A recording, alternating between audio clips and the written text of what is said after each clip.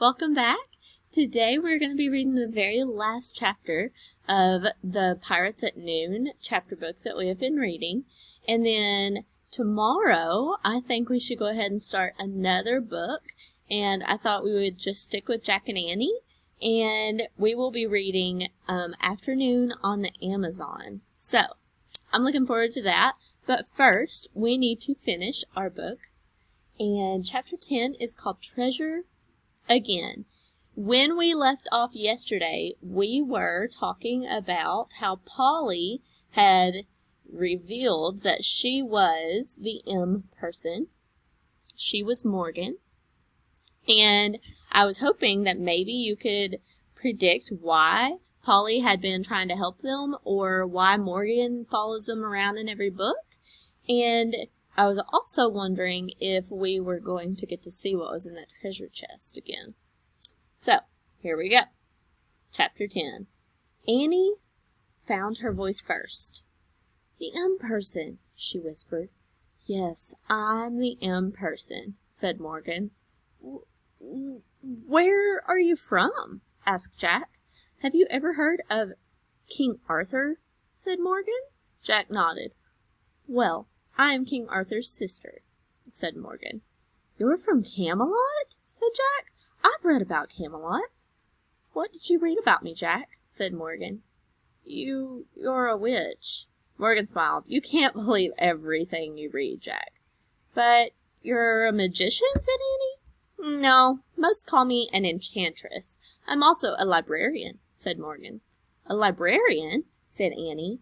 "Yes, and I've come to the 20th century, your time, to collect books. You're lucky to be born in a time with so many books." "For the Camelot Library?" asked Jack. "Precisely," said Morgan. "I travel in this treehouse to collect words from many different places around the world, and from many different periods of time."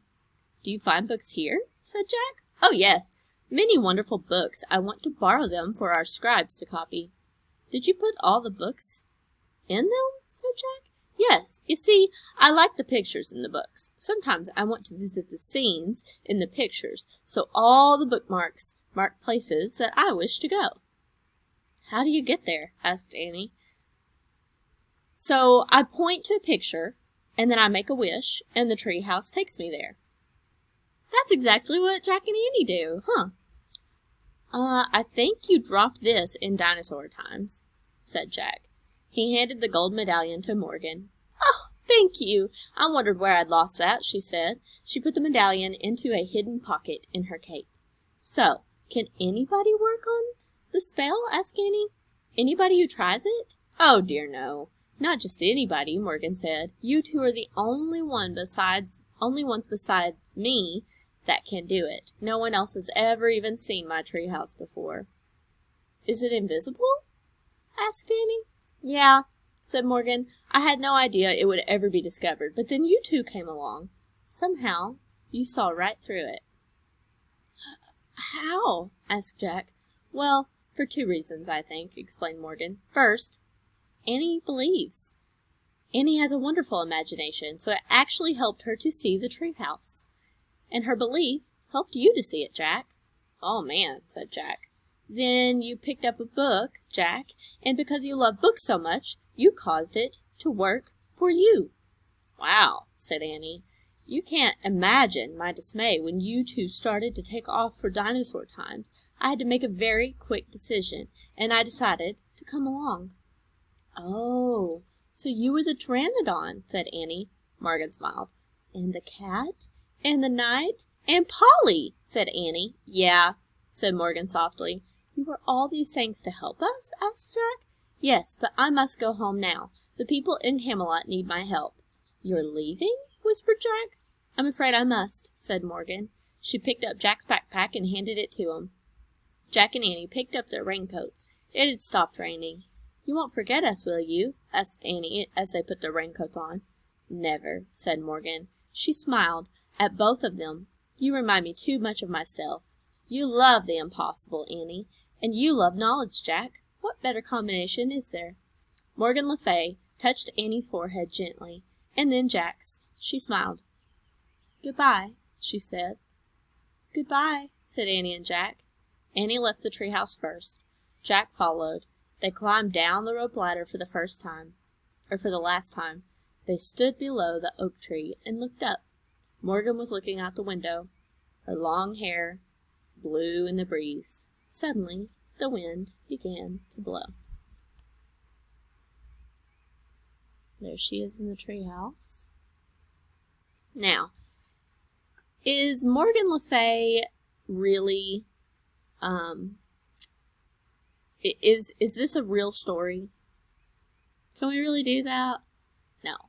And what she's talking about is not possible.